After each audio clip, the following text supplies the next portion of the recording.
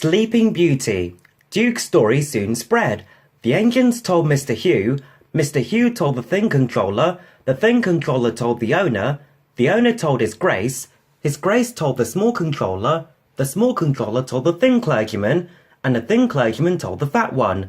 That is why, one morning, the two clergymen and the small controller were looking at maps.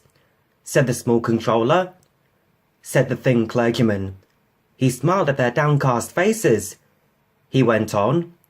So the clergyman told them about Duke and Falcon and Stuart. He continued.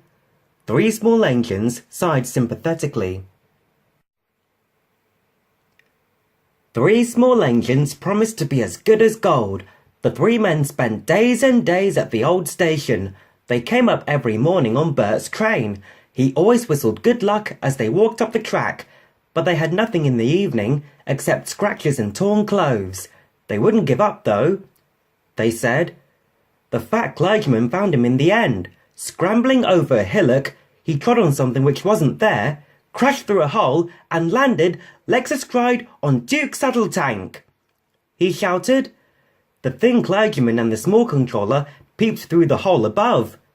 Enquired Duke. The fat clergyman ruefully felt his bruises. He laughed, and he told Duke about Falcon and Stuart.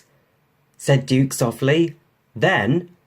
So they set to work, and by the time the small controller fetched His Grace, Duke was the cleanest of anyone in the shed. Early next morning, Mike brought workmen and tools. They enlarged the fat clergyman's hole, lifted Duke out, and put him on a low loader to take him away by road. Duke protested. Said His Grace. Duke gave in then, but so many people came out and greeted him that he felt better. He thought happily. Donald was waiting with a flat truck. Everyone cheered when Duke was lifted onto it, and still more when he started along the big railway on the last stage of his journey to his new home. Peter, Sam and Sir Handel were on early turn. They peeped out of the shed. They whispered. Duke opened his eyes. He grumbled. Said Duke. The pair chuffed away, well content. Murmured Duke.